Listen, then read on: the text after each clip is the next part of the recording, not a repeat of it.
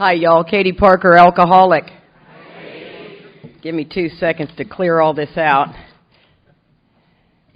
Well, I got good news for you. You're in for a treat. How do you like that, huh?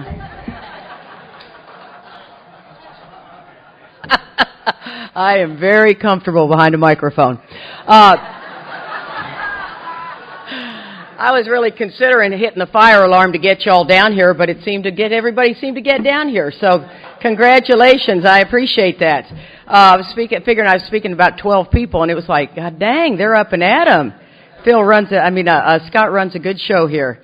I've had the gift of sobriety since October the 28th of 1984, and for that I am extremely grateful. You'll be hearing my husband shortly here afterwards. He's doing 4 and 5, and he has 5.5 months less than I do.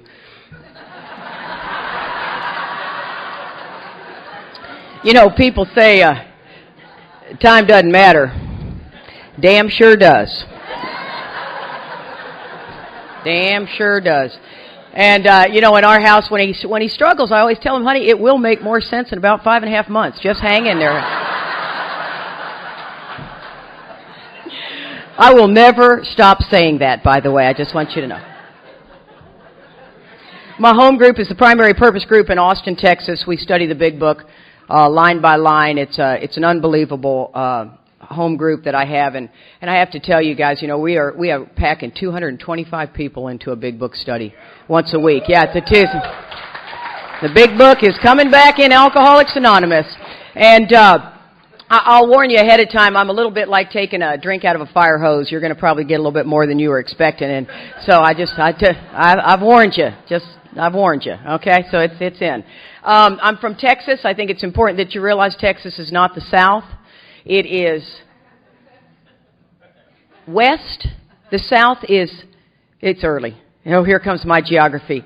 The South is east of Texas. You got that? So Texas is Texas. It was so funny. I had so many people coming up to me going, yeah, we saw you in New Jersey. I went, God, you guys came all the way over here. And I forget that y'all are like crammed up in this northeast region. In 15 minutes you're in another state. In Texas, in 15 minutes, you're just in South Austin. You didn't go anywhere. And I swear, I have got such major geographical issues. School was not my cup of tea. And it was funny because Mark said, man, you guys got to go into Philly. And I said, well, what's so special about Philly? And he goes, oh my God. He goes, Ben Franklin and the Masons. And I'm like, what? Who cares? I mean, Ben Franklin did electricity, and the Masons probably built something, And I am not kidding you guys. In school, I swear in the 7th grade, it was like, I don't know what they're talking about in there. I really don't care. Still don't care. I married into a family of educators. Oh, God, it's payback, Their fun time is a museum. I am not the museum girl. I don't care about art. I don't really care about politics. And I don't care about history. Okay? So I'm really excited your town has something big in it. Don't care. Okay? Gail cares. Gail cares. She cared so much she became a 5th grade history teacher. When she said that, I'm so self-centered, I thought, who was my 5th grade teacher? I got no idea. Hell, I got no idea who my 6th grade, 7th grade, 8th grade, I got no idea. I mean, I was all about looking out the window or skipping school. It's so interesting. But, okay, enough about that. And I'm sure Charlie will explain what a Mason is. I think it's a bricklayer, but is it the Minics, the Masons, whatever they are? I also thought the Nile ran through New York, so there you go. I was actually born in Mount Lebanon. Can you believe that? I was born in Pittsburgh, Pennsylvania. Yeah, my dad played for the Steelers one year. So I know you'll like me now. And my grandparents lived on 230 Woodhaven Drive for as long as I can remember. So we came up here quite a bit. We only lived in Pittsburgh for about 30 minutes and then moved to Buffalo, New York for 5 years, and then I got to Texas as quick as I could. But I got to tell you guys, yesterday, it was not easy for all the speakers to get here. As a matter of fact, Clancy's like watching Santa Claus right now. You know what I mean? He's made it somewhere to Cleveland, I think. So, remember on the night before Christmas where they say Santa's in? It's like Clancy's now in Idaho. He's making his way through, And we ran into Tom Ivester last night, and he left at 6 a.m., and he got in last night at 11, and he looked at us, he said, hell, I could have walked and got here faster. Unbelievable. And so Charlie and I got up at 3:30. We normally don't take that early of a flight. We both have, I'm retired and Charlie has got a job where as long as he's got his phone, he can work. And so we traditionally will come in the day before or something like that. And this time we decided we had to do this 6 a.m. flight. And I'm not kidding you, last night was like, we were nodding out like we were on methadone for the speakers. You know what I mean? You're just like... And I love everybody else is doing it. I'm looking around watching everybody and you go... And then when you pop to, you try to pretend like you... Yeah, it was nothing. Oh, God. And I tell you, Kim was fantastic. Fantastic job, Kim. Really did a good job. And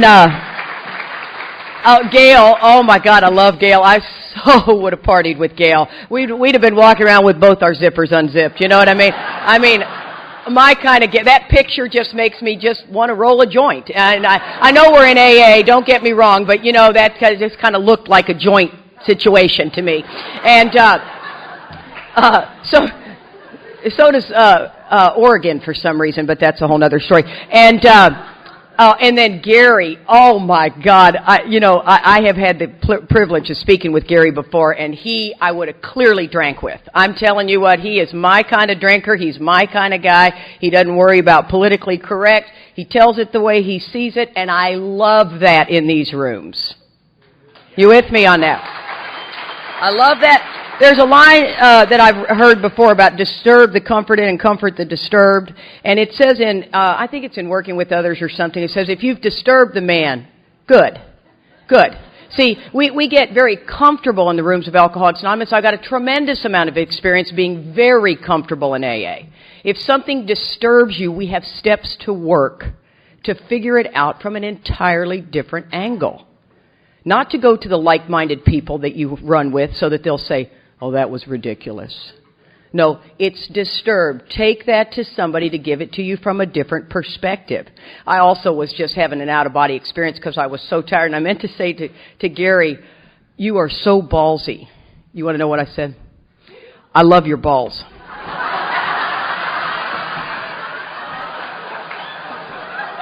You cannot unring the bell after that. I sort of got like that. I thought, oh, I'm so tired. I'm out. Oh. Yeah, that's on tape for the rest of my life. This conference, it's an honor to speak. It's an honor to speak at any conference. It's an honor to do anything in Alcoholics Anonymous. Sometimes I have to remind myself of that, but it's an honor to speak at this conference because I've got a tremendous amount of giants and heroes here, and I'm telling you, all this lineup, you got Mildred, Clancy, Tom, everyone that's out here, Chris, Gary, Gail. It's unbelievable. I feel sometimes like I have won America's Got Talent. It's like... I'm in that lineup.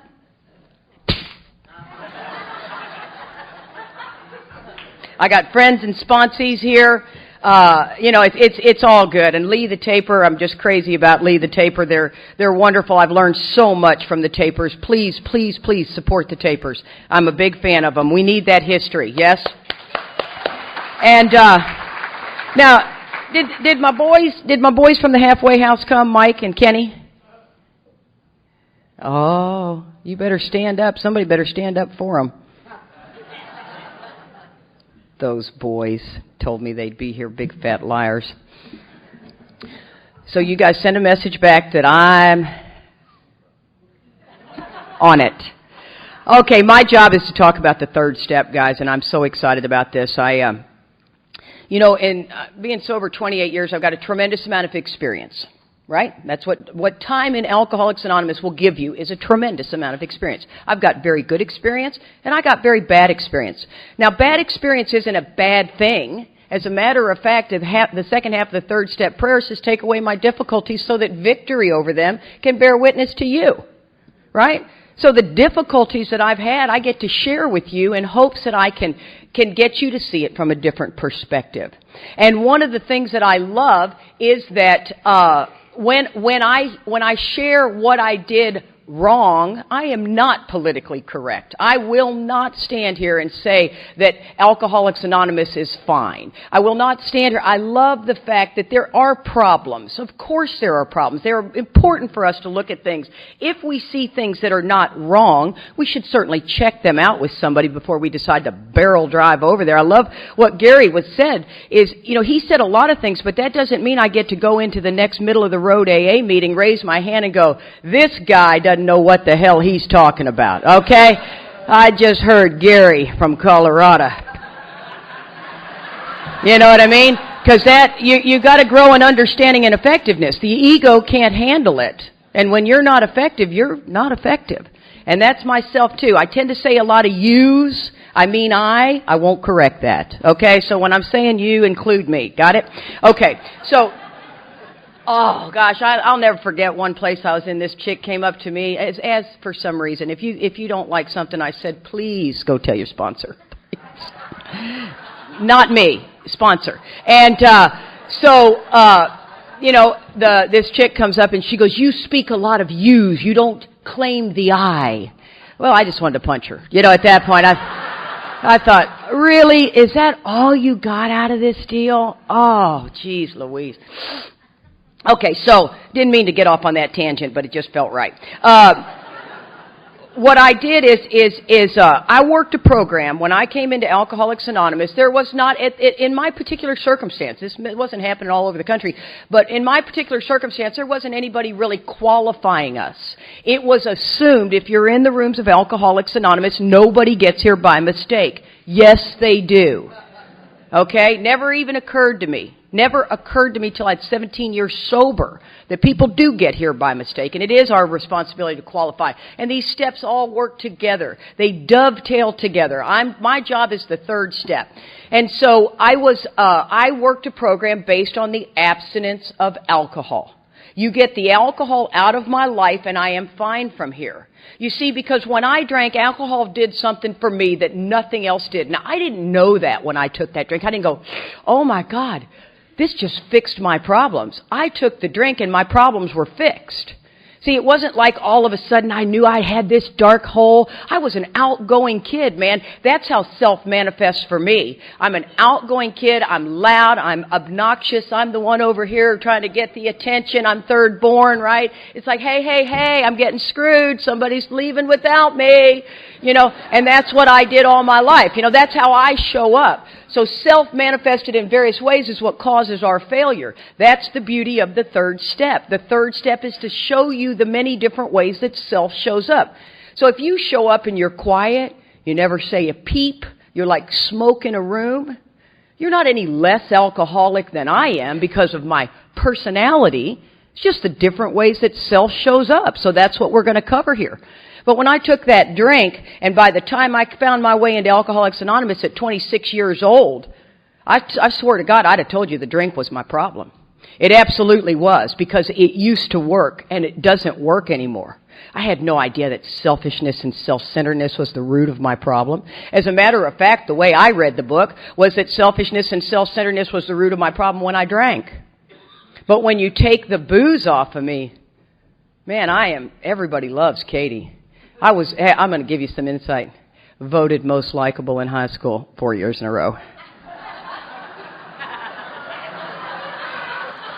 Do you have any idea how much work that is to talk to the nerds that you cannot stand merely for the vote, just for the vote?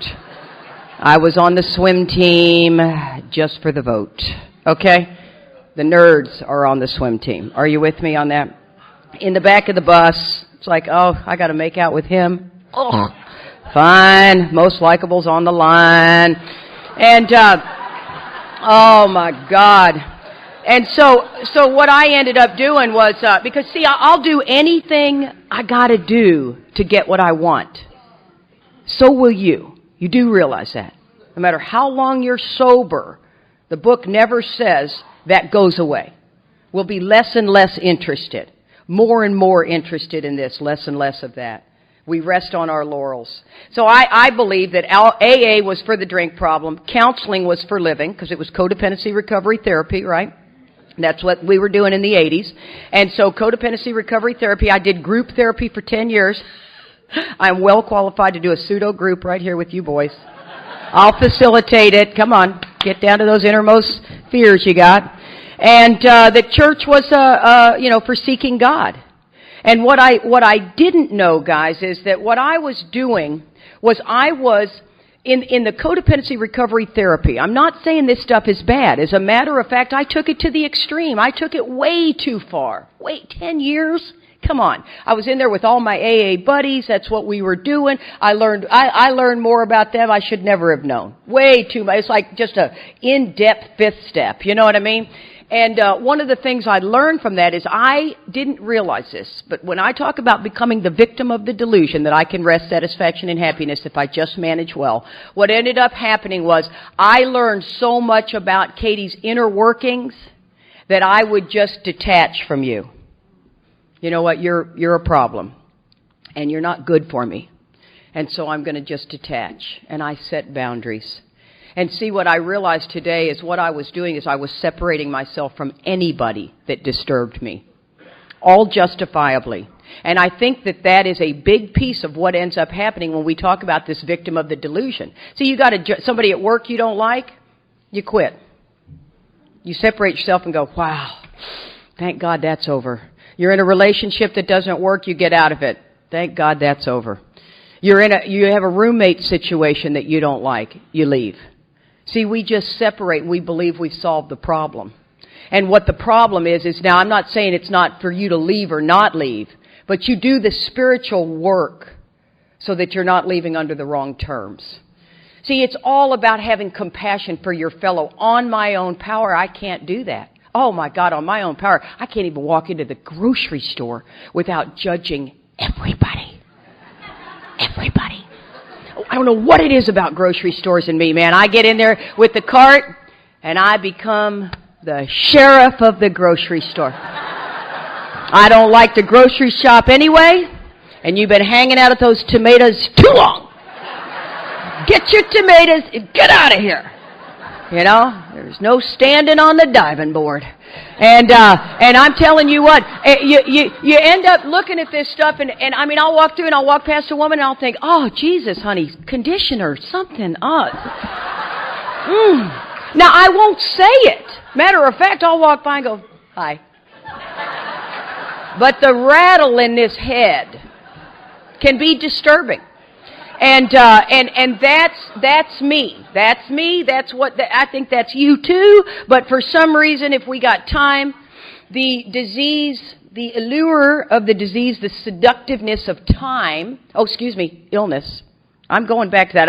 I told Gary, I said, you have given me a perspective on the word disease and illness, and I use the word disease a lot, and I respect that. I'm going to work on illness, because I do like that. I like that. I like everything, but I liked that very much. So forgive me. We'll be working on that. But this illness, now where was I? Thank you. Yeah, I'm back in that grocery store, aren't I? My children won't even go with me. You know what I mean? Because I just mutter and mumble and whatever. But the seductiveness of long-term sobriety is that I'm not going to have those thoughts. Show me that in the literature. Shut up. Shut up. It says that we're going to get rid of this. Well, not like taking the garbage out and you get rid of it and never see it. Rid of it means to be set free. As long as I stay in fit spiritual condition. Well, I was in the fitness business for 30 years. And, it paid nice dividends. That and the 4 years of most likable have done very well. But the thing about it is one of the things in the fitness business is that you have to eat good and exercise every day. Every day. Now, if you find that difficult to do, you should. It's a discipline. It's a very difficult discipline, right? I'm disciplined in that area because it was my career. Spiritually is a discipline. So I ask people when they're not doing very well, I ask them, when was the last time you did a 10-step? With your sponsor. We have a tendency to go to like-minded people. With your sponsor. When did you do a verbal or written 10th step? Did you do a verbal or written 11th step, evening review? Did you take that into prayer and meditation? Do you sponsor? Where are you on the amends process? If you're weak in that area, your disciplines are weak and you're not going to be in this state of mind. It's our barometer. I'm huge on a barometer. My internal barometer's got to tell me where I'm going. It's the one that says, if I'm in the grocery store and I got way too many of those voices chattering, I'm a little restless, irritable, and discontented. I'll be talking to my sponsor. We need to probably look at something here. What's going on? Hell, I sponsor half the country, so I know I'm working with others, trust me. And it works when everything else fails. There's no doubt about that. But I love that whole counseling thing. So I learned so much about self. And self cannot fix self. It thinks it can. And this is the way it starts to work. It sounds like this. Katie, you know better than that. Just don't say anything. Right? Did you hear any God in that? Oh, no. And then I think to myself, good. You didn't say anything. You did good. You did good, because I got to tell myself I did good. Yeah, you got to. Oh, yeah, we've got such low self-esteem. We must, I had sticky notes everywhere. I love myself. I love myself. You're beautiful. And so, oh, my God. And don't get me wrong, some of that stuff works. Right up until it doesn't work. That's just the way it works. And so what I got to do is when all of a sudden somebody disturbs me, which happens frequently, I have to say to myself, you know what, God, help me see this person as a sick person like myself. Please keep me from being angry. Help me show them the same patience, tolerance, and pity I'd grant a sick friend, right? These are the things I must do. That's a whole different prayer than, come on, Katie, don't say anything. So I'm just saying. And so, one of the things about this counseling is it flew in the face of page 19 and 20. And I love this. I hope this page is darkened and earmarked in your book. Bottom of page 19, top 3 lines up. It says, most of us sense the real tolerance of other people's shortcomings and viewpoints or respect for their own opinions or attitudes which make us more useful to others. Our very lives as ex-problem drinkers depends upon our constant thought of others and how we may meet their needs. Well, here's the tricky part about that, guys. That's a lot of words, but what it basically says is another person's shortcomings, the things that bug me the most about you, are my guiding light. Wrap your brain around that one. See, the things that bug me most about you just bug me about you. That's about as far as I go. See, and how many of you guys have sat in an AA meeting and then here comes Big Head Doug. And then there's Bandana Brian. Blah, blah, blah. That's my barometer, man. That's my barometer. 10th step tells me I got to take that stuff to God. Got to take it to another human being. Might need to write on it. And that's the tricky thing. It starts off in the 3rd step where it says being convinced. Being convinced of what? The A, B's, and C's. Steps 1 and 2. And it says which we decide to turn our will and our lives over to the care of God as we understood Him, right? I love this next line. Just what do we mean by that and what do we do? What a fair question. I don't know about you, but I didn't understand it. I still don't quite understand the depth of self-centeredness that I live in.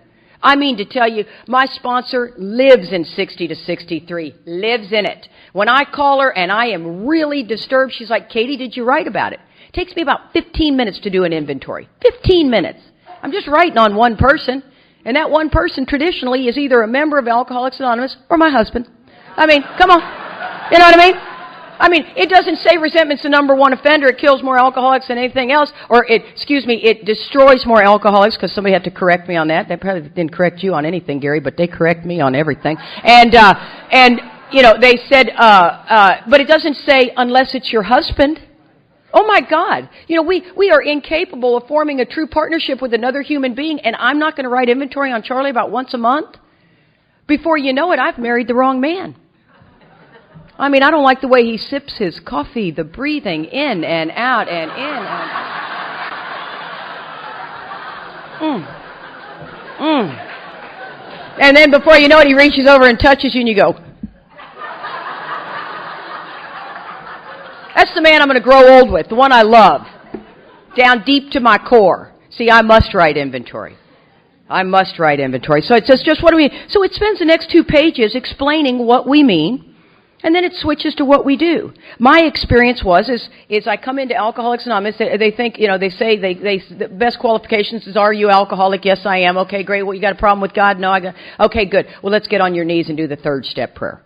And, once again, I hate to say there was anything wrong with that because it absolutely was effective for me. I'm not here to blame anybody. Matter of fact, blame is not what it's about. It's about to share my experience with you so you can lay your experience up against it. And we go down, we do the 3rd step prayer, and the selfishness and self-centeredness never touched me. Never touched me. We did that 3rd step prayer. I found it to be quite hokey. It had the word bondage in it. What the hell? I'm brand new sober, okay? I was an active little girl, it's like, whatever. And, this is the way the newcomer thinks.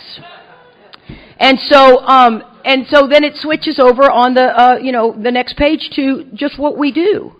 And it says, it turns out that there's requirements. It says the first requirement is that we be convinced that any life run on self-will can hardly be a success. That's a requirement. Well, what's a requirement in life? If you go get a job somewhere and they say we need you to open up the building at 8:30 and answer the phones at 8:45, well, if you show up at 9, you haven't even met the first requirement. See, the minute we play God, we're not meeting the requirement. We're not even agreeing with it. But at this point, I believe the book doesn't expect you to, because it says that we have to be convinced. And then it says on page 64, being convinced that self manifested in various ways is what had defeated us, we consider its common manifestations. Well, by page 64, it's telling me that they explain to us how self shows up differently for everybody. Kind of cool, isn't it? Pretty powerful pages.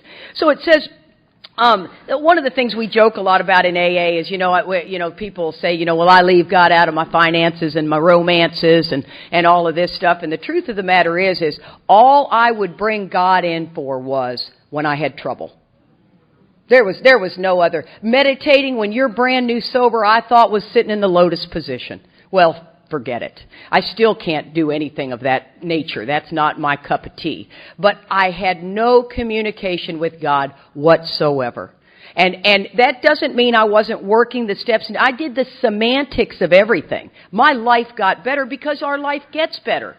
One of the things in AA is most of us, the gifts take us away. All of a sudden I get married. All of a sudden I have another baby. All of a sudden my career takes off, and I just don't have time. I've been doing this deal for 3 years. Let the new guy, don't you love that at 3 years? Let the new guy do it.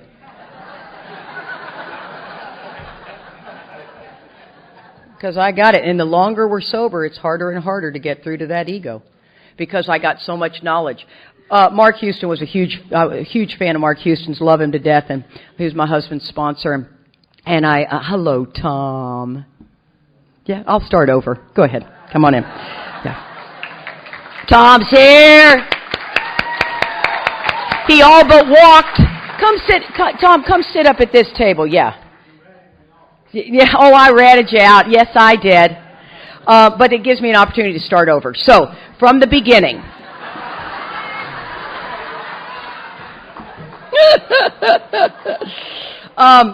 But my life was all about God take a knee. It was all about, I'll give this to God, but I don't know about you guys, but God works way too slow. Don't you agree? Oh my God. You do the whole, your sponsor says, do nothing. What? Position of neutrality. You want me to do nothing? See, I'm a doer. I get stuff done. And for me to do nothing is so that God can work the deal out. Well, that takes about 20 seconds, and I go, give me back that baton. I'm back running the show until I'm in constant collision. And then I give it back to God, and then I take it back, and I give it back. And that's the deal. And don't get me wrong, at 28 years sober, I still do the same thing from time to time. Well, the difference between me today and then is that what used to last 3 weeks lasts about 30 minutes max. Maybe even as quick as 3. See, it doesn't last that long. I'm not in the bondage of self for that kind of time. And it says, it says, on that basis, which is an underlying foundation, we're almost always in collision with something or somebody, even though our motives are good. Huh? See, that's the tricky line right there. Because what happens, I believe, is I come into Alcoholics Anonymous, and I'm a jerk. You know, I'm a con artist. I will get and do whatever I have to get what I want, right? I don't think too much of myself or too little of myself. All I think about is me. And so one of the things about this process is, when it's talking about this basis, is I know that it's not okay for me to jump your butt. I know I don't get to get in an argument with you. I know I need to behave. I know I'm not supposed to steal anymore. And I have all these real simple, fundamental, basic principles, right? So then what do? I become so nice and helpful. I'll hold the door for you. You really need to say thank you, but, you know. I'll let you in traffic, but you better do. Yeah. And if you sneeze, bless you, bless you, bless you. And I've never seen anything like it in the rooms of Alcoholics Anonymous. One person sneezed, the entire group says bless you. Stop it, okay? Stop it. Guy sneezed on the airplane. Last week we were flying somewhere. Not one person said bless you. Because they don't need to. They don't need to impress anybody. Bless you. Hey, you need it? You need me? You need me to help you? No. Yeah. Look how good I am. I'm so good. Now, don't get me wrong. This is not bad etiquette.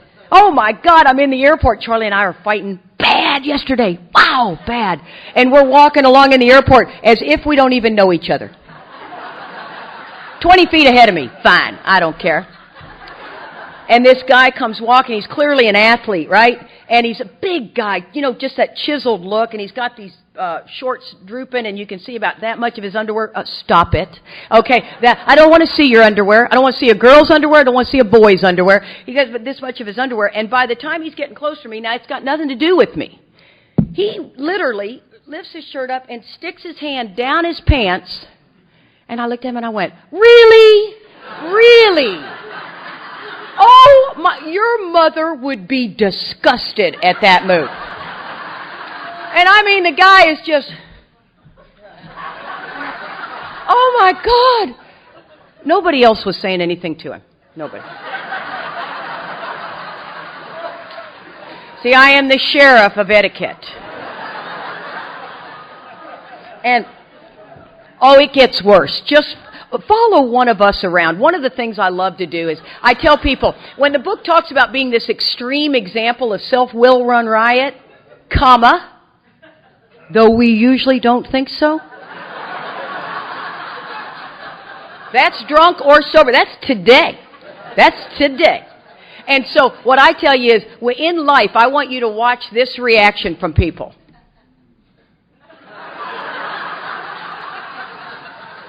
Not so much in AA. We'll just endure your droning on and on. And then we'll walk away and talk crap about you. You know what I mean? Oh, my God. Oh, Jesus. Blah, blah, blah, blah. But in the work world, I want you to look for this.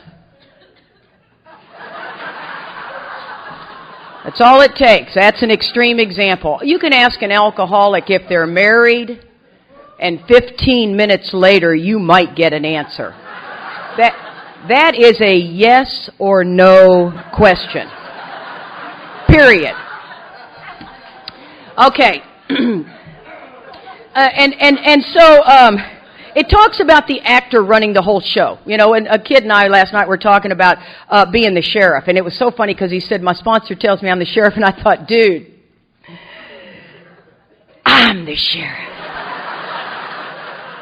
Hey, you got no idea what you're up against. You merely are the deputy when you're in my...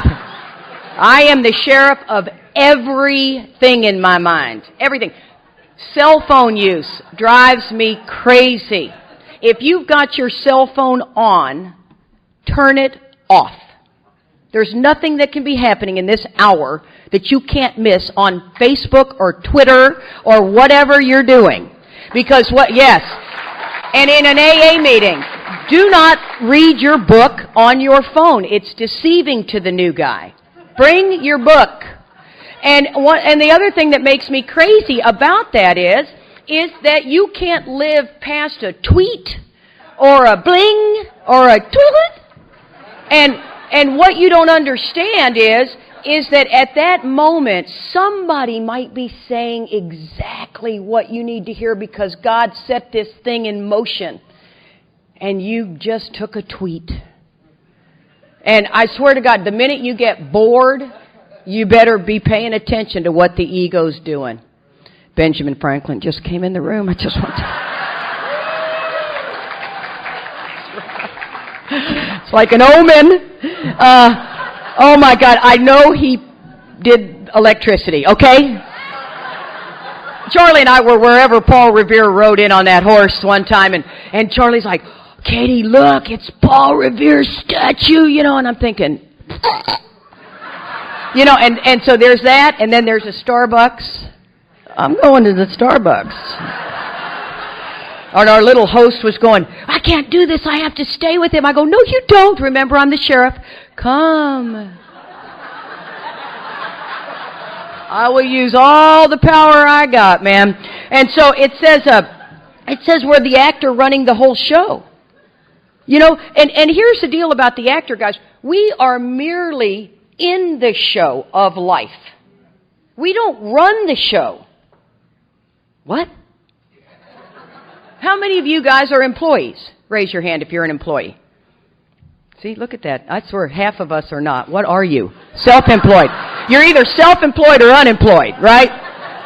And I was self-employed for 30 years because, see, I can't have anybody telling me anything. And so if you're employed, how many times a week do you feel you could run that company better than the people who run that company? Yeah. My God, a bunch of idiots run this place. Now, granted, you got no stresses. You don't own the payroll. You have no idea what's going on, but by God, put me in charge.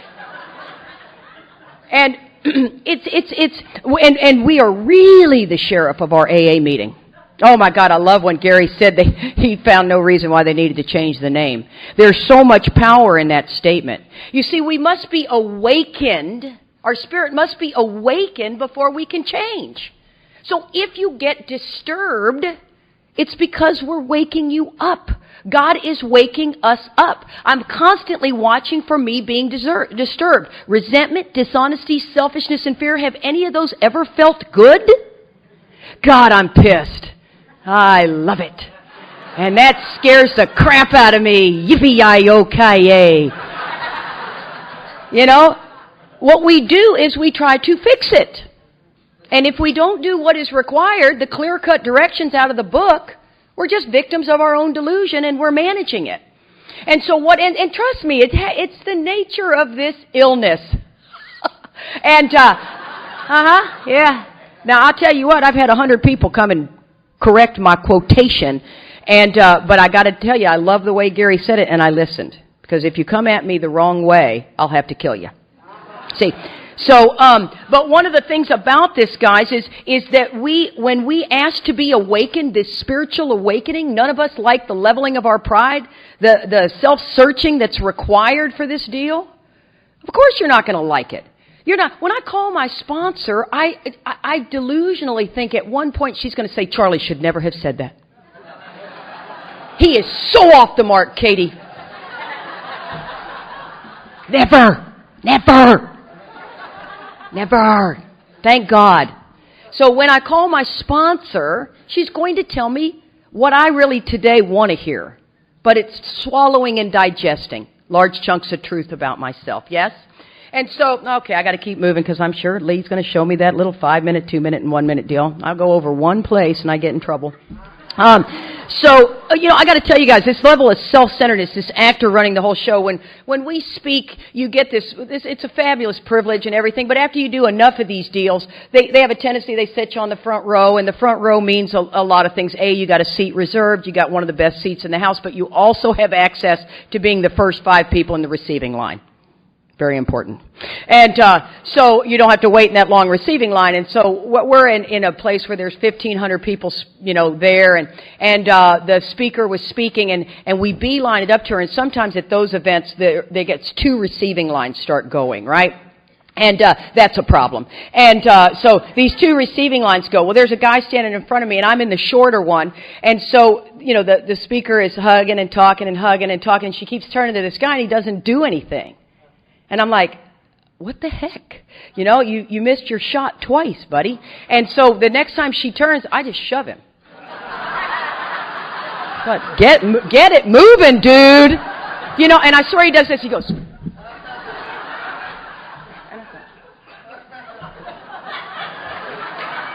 Come to find out in the countdown, he had 3 days sober.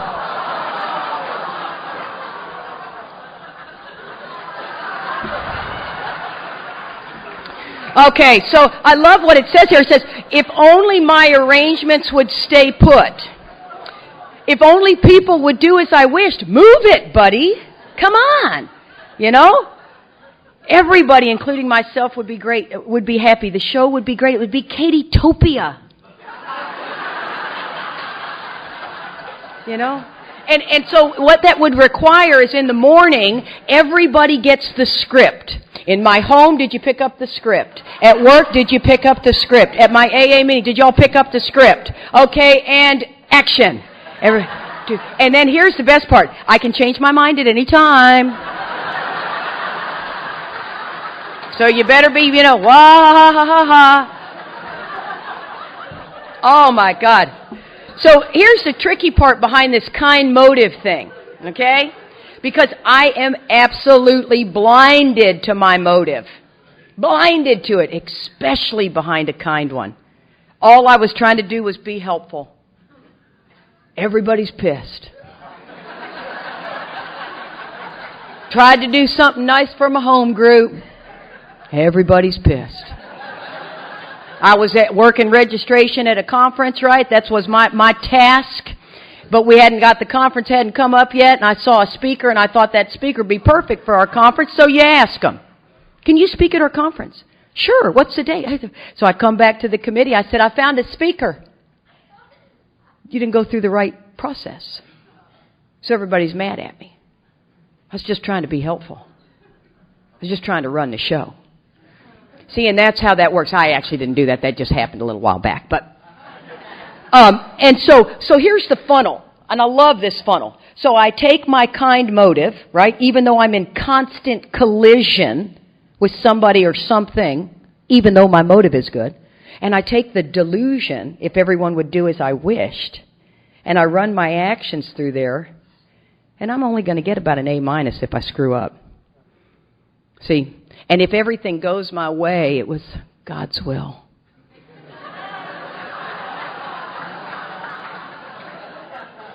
Don't you love that? I love, this is, like I said, I sponsor half the country. Mildred sponsors the other half. And I said, somebody will say they met somebody, God's will. Oh, yeah, well, let's wait till about 30 days, and you'll be hating their guts. Or you get a job that is God's will. And within, 6 months, you hate everybody you work with. Very simple to have happen. Now, you can do the work behind that. And I'm not saying if it is or isn't God's will, don't get me wrong. My job is merely the vessel. I am the vessel to get you connected to the power. You do not want me managing your life. You do not want me telling you what job to take, what boy to date, what car to buy. My job is to merely give you all of what I see. All of what I see about you. And I think I do a good job. Let's see, where am I? Okay, so when I screw up, I am always going to just be telling you about my motive. See, it's mercy for me, justice for them. You screw up, it's an outrage, for God's sake. What was that guy thinking? He is stupid. But if I screw up, I'm going to explain why. I'll tell you something. My husband passed away. I was married 20 years, and Charlie and I have an amazing best friend relationship. He was at my wedding, and long story, I'm throwing this one in because I may go over. And but my sister called me when my husband died. He died of a heroin overdose at 23 years sober. We were sitting in untreated alcoholism and didn't know it, so this hits very close to home. I was married 20 years.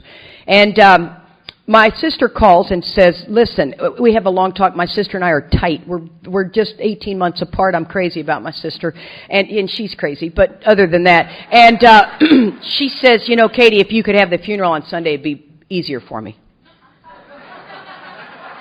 The acorn does not fall far from the tree, right? My stepmother, unfortunately, just passed away last month. And I heard myself say to my stepsister, I don't know when you're planning on having the funeral, but if you could do it next weekend, it would work better for my schedule. Can you believe that? My sister devastated me with that statement. And when I heard it, I couldn't stop it. And it was like, wow. Wow. Thank God I'm awake. Thank God I'm awake to see that, because now I've got to do the work behind that. See, instead of calling my sponsor going, oh my God, I can't believe I did that. Why? Are you shocked at how self-centered you are? That's self-centered. As a matter of fact, if a sponsee starts a conversation with, I can't believe I'm getting ready to tell you what I'm going to tell you, then stop it. Page 133, one of my favorite pages in the book, says the deliberate manufacture of misery, we did it. God didn't do it. Cheerfully capitalize on it so he can show his omnipotence.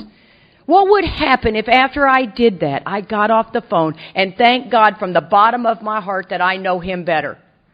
Thank you, God, for getting me to see that about myself. Wow, that's not who I want to be. Help me be more loving, more kind, more understanding. Help me see how I can make that right to my stepsister, which of course I did. But you see what I'm saying? I did exactly what my sister did to me. And when she did it, it was an outrage. But when I did it, I took that kind motive, that delusion, my schedule. Oh, it was terrible. What I saw, you know what I mean? What I saw in that. Swallowing and digesting large chunks of truth about herself is like swallowing glass. You know what I mean? I swear my sponsor and I were doing inventory, and she's got this head bobbing thing that she does, and I mean, I'm over there, it's like stuck right here, and she's doing this, and I said, you know, could you stop that for just 1 minute? I said, man, I am swallowing and digesting in that head bobbing things. I'm going to have to slap you. You know what I mean? And then the book goes on. See, this level of self-centeredness is in my DNA. Alcohol was the solution. Don't get me wrong, it's a serious problem. Serious. But it solves the pain. Right? That's what it does. It's an elixir that solves the pain of living a life based on this level of self-centeredness. And so it says, so it's in my DNA. So it says, in trying to make these arrangements, our actor may be sometimes quite virtuous. This is the toolkit of self-will. He may be kind, considerate, patient, generous, even modest and self-sacrificing. On the other hand, he may be mean, egotistical, selfish, and dishonest. He is more likely to have varied traits. Absolutely. And I love this, guys. People say alcoholics are controlling and manipulative. Oh, I just want to slap you when you say that. I feel like I'm back in that group therapy session. Manipulative and controlling? Yeah? I mean, oh my God, we are self-seekers. That is a part of this illness. We self-seek and don't even know we're doing it. Self-seeking is an action. And so I'm a self-seeker, and I love this one. It says people say they're people pleasers. Oh, really? Show me all the people you've pleased. Can you? Yeah. And so, you know, we are attention suckers is what we are. Approval suckers. And that's a self-seeker even when trying to be kind. I'm such a people pleaser, really. Well, you're bugging me, so, okay. Right now, you're not pleasing me, okay? And so, and that's why controlling and manipulative is not in our book. Oh my God, the root of our illness is selfishness and self-centeredness. We are driven by 100 forms of fear, self-delusion, self-seeking, and self-pity. Okay, so now it says, the other thing too that I love is page 61 is a paragraph that I literally go to every time my sponsee calls. Because why does a sponsee call me? Please do not call me to check in. I'm not your life coach. I'm not your check-in girl. As a matter of fact, when you call me to check in, I'm going to dig so deep and I am going to slap you and you're not going to even know what hit you. You know what I mean? Because the book tells me that I am to watch for. Charlie and I are competitive shotgun shooters. Do you love that? I swear there is nothing like... A woman should have a shotgun and a power washer. Okay? Give me those two things and you never need therapy again. So, when you're watching for these, we do sporting clays, you know? And so when you do sporting clays, you're watching for this bird. There's a look point. You're constantly on point to pay attention. That's what the book requires me to do throughout my day. So you call me and tell me that you're just checking in. You're not watching. As a matter of fact, you're grading your own paper. So I don't call my sponsor and say, I'm just checking in. I got no time for that. All I want is for you to call me with your 10th step or tell me where you are on the continued amends. You know, whatever, a question with a sponsee. That's my job. I'm not here to be your best friend. Matter of fact, I won't be your best friend. I don't like that. I lose perspective when I'm your best friend. All of a sudden, I don't like the guy you're dating when I get too close to you. See, that's not good. So it says on page 61, and I got tons of AA girlfriends, right? And so don't get me wrong. So it says on page 61, it says, what usually happens? See, I get this phone call. They call me. What usually happens? The show didn't come off very well. She begins to think life doesn't treat her right. Self-pity. She decides to exert herself more, driven by fear, right? She becomes on the next occasion still more demanding or gracious. The toolkit of self-will. How can I get my way? I know what I'll do. I'll say this to her. I'll be nice to her. I'll be mean to him. I am completely asleep. Spirit is asleep. And it says, as the case may be, still the play doesn't suit her. How many of you guys have tried to call back your significant other to make an amends and it got worse? Don't you love that one? As a matter of fact, it was worse than the beginning fight. It says, still the play doesn't suit her. Admitting she may be somewhat at fault, she is sure others are more to blame. Oh, my God. You know the term that makes me crazy in AA is my part. My part is not in the book anywhere. It is all my part. 110% responsibility. My troubles are of my own making. They arise out of myself, and the alcoholic is an extreme example of self-will run riot, though she usually doesn't think so. Right? The other delusion. It says she becomes angry, indignant, and self-pity. Angry, I cannot believe that happened. Indignant for all I've done for them. Behind a kind motive. Right? Self-pity. I'm just surrounded by idiots. I can't work with these people. So what's the basic trouble? That underlying foundation, right? Is Katie really not a self-seeker even when trying to be kind? Is she not a victim, which means tricked or duped, of the delusion that she can wrest satisfaction? Wrest means to seize by force, the sheriff, and happiness out of this world if she only manages well. We're out there managing our butt off, man. And if things go great, it's good. I got my way. And if things don't, I had a sponsee call me, and she had a situation where this particular individual left. And she goes, my problems are over. And I said, oh, no, see. And it was God's will that that person left. Don't you love that? And I said, oh, no. Don't see that way. Matter of fact, the work is still yours. We don't get to stop on this work. And that's what it is. See, I'm blinded to self, and I am blinded to seeing self-centeredness in Katie. Sometimes I do, don't get me wrong, but not behind kind motives. Oh, my God. But I can see self-centeredness in you so well. Oh, my God, Charlie, Jesus.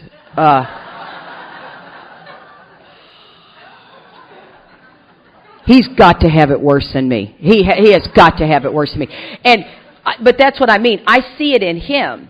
And this is what I do today when I see this level of self-centeredness in others. My very first question is, God, show me how I do that. Please don't let me go down to that spot where I go, can you believe that? Please let me see that self-centeredness and take that moment where my thought life is placed on a higher plane, where I am in a position of neutrality, where I can match calamity with serenity, where I can intuitively know how to handle situations that used to baffle me. Please have me stop and go, how do I do that? See, that's why if you don't sponsor, please, you're missing the greatest gift, and that is the mirror image of yourself. You've got to see it in others, and then you can see it in yourself. That just gave me goosebumps. I've never said it quite like that before. Yeah. And some people say that you shouldn't take notes. God doesn't move through you. Shut up. That was a moving moment. Okay, so it says, and then it says, because I like notes. I love the podium. I like notes. I love to do the whole deal, man. And so it says, now the line I love, it says, isn't it evident to all the rest of the players that these are the things she wants? And don't her actions make each of them wish to snatch and retaliate everything they can out of the show? How many of you guys have ever been doing something for a home group and somebody else is doing it and you see their self-centeredness and you're trying to snatch everything you can out of it? Or how about with your sponsor? How many of you guys get competitive with your sponsor? Oh, she likes Mary better than me. Yeah, it's always about Mary. That kind of stuff. That's what that line's talking about. And I just want Mary to drink.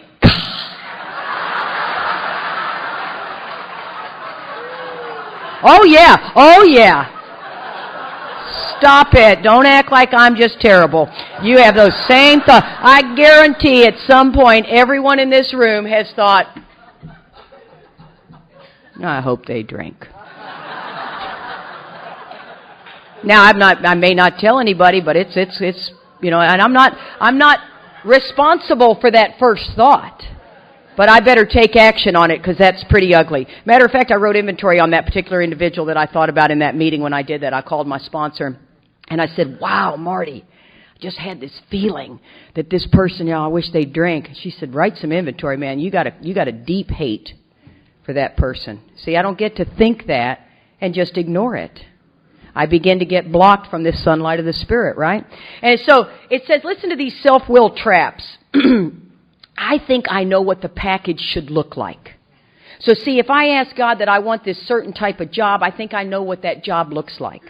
And I think I know if I want this certain sponsee, that this sponsee should look a certain way and do certain things. See, I have this delusion what the package should look like. When I really am walking in this spiritual path day by day, it requires that. Remember the disciplines.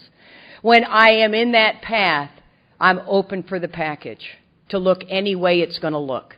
That's a tough one. If there's only one acceptable answer, have you ever asked somebody a question and they better answer it right, or we got trouble, then we don't get to ask the question. This one's one of my favorite ones. It's rampant, it's big, it's clearly off the topic, but it's got a little bit to do with relationship. Is the pornography? If you're going to ask your boy if he's doing porn, you better be prepared for the answer. Because if you're not, if he says no, you believe he's lying. And if he says yes, you're going to have to kill him. There was no acceptable answer there. And you paint yourself in the corner. See, position of neutrality, we really don't get to ask that question. We do a lot of prayer and a lot of stuff behind that. It says, oh my God, story stealing. Holy smokes. Be aware of this one. I could point out 4 people I know that are major story stealers in here. And I have to avoid them like the plague. You know what I mean? I'm like, this is what a story stealer looks like. All of a sudden, we're at this event, and there was some non-AAs there, right? I think they were in Al-Anon, and this woman is a singer-songwriter. And in the event's at her house, she's putting a big deal on, and she's a singer-songwriter. Now, I'm as self-centered as these story stealers, don't get me wrong. I'm just heightenedly aware of story stealing. And so we say, there's about 6 of us standing around, and I said, so you're a singer-songwriter? And she goes, yeah, I am. And I was just getting ready to ask the next question, because this is active listening. See, you have to ask them 3 or 4 questions. You got to do your best to act like you're paying attention. And then you get to talk about yourself, because that's how people have conversation. That's normal conversation.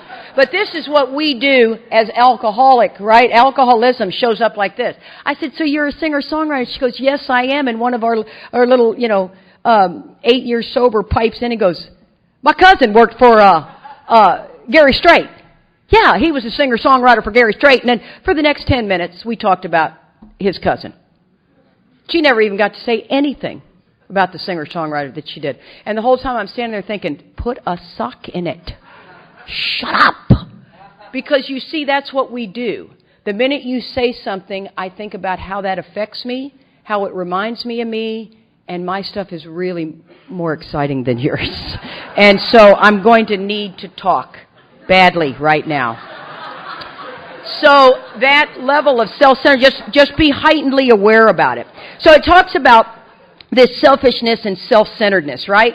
And I'm going to tell you something about how this producer of confusion rather than harmony. I love where it says that. It says, isn't it evident to all the rest of the players that these are the things she wants? Is she not really in her best moments a producer of confusion rather than harmony? Oh my God. This was not what I wanted to have happen. My daughter stole our grandkids and moved to Gig Harbor, Washington. God Almighty, couldn't be any farther to get there. And so I get to go out there about every 3 months and stay. And so my son is kind of barking about that they want to go to Colorado Springs, he and his wife, and she's pregnant. And I'm telling Charlie, they're not going. They're not stealing one more grandbaby from me, okay? I'm living in Texas the rest of my life. I want these grandbabies closer to me. And so Charlie said, well, what are we going to do? I said, let's help them buy a house. And he goes, okay. And that's the part I love about my husband. And he says, okay. And he said, you know what, Katie, we can get a house for about $75,000. I'll put $10,000 down, give that to him as a gift. You know, they're living over in Cracktown next to a predator, a sex offender, because in Texas you got to knock on the doors and tell everybody you are. And so I want him out of there. And my little daughter-in-law is getting bigger and bigger and bigger. And so as it turns out, I go looking for these houses at $75,000, and $75,000 are kind of dumpy. And so, but at $85,000, they're kind of nice. And so I go to Charlie, and I'm working the angle with him, and he says, oh, fine. Well, long story short, by the time we're said and done, I have convinced the realtor, who is a new realtor in AA, to give me the key, the little electronic key, because he's not working fast enough for me.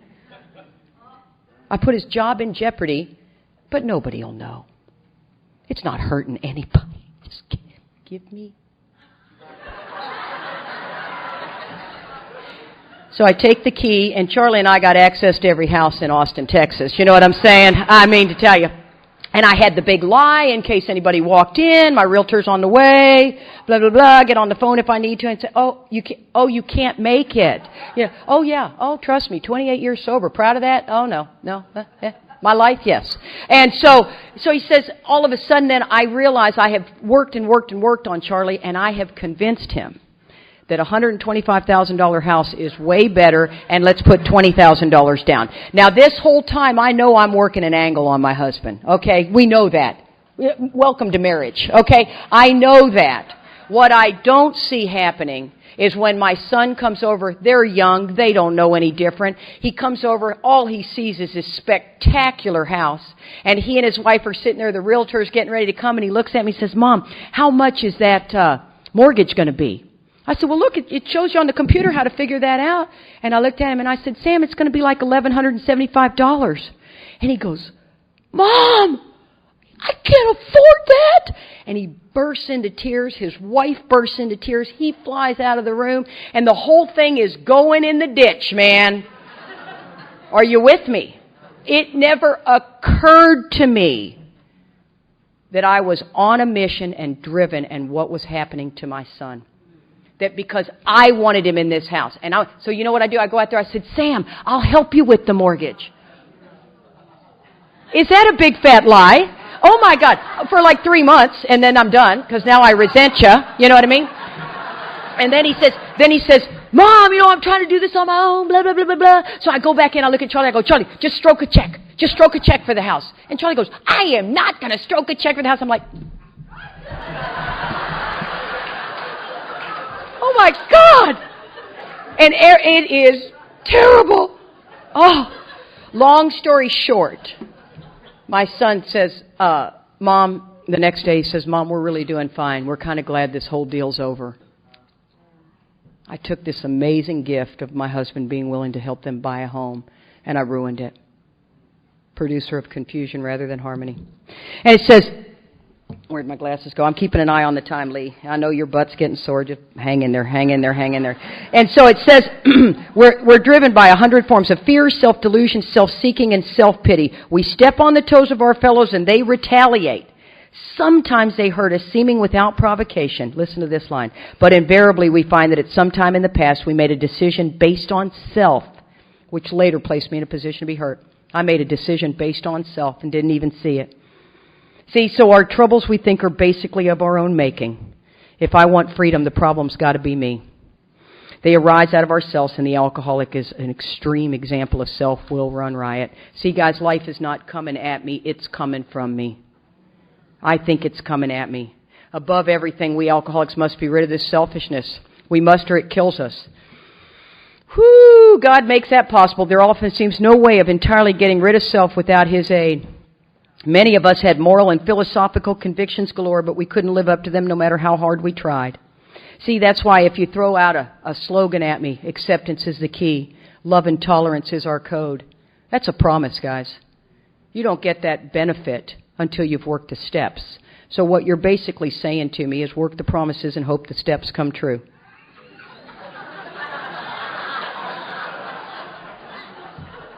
You see, that's why when I'm really hurting and somebody lobs out some sort of lame promise, you know what I mean?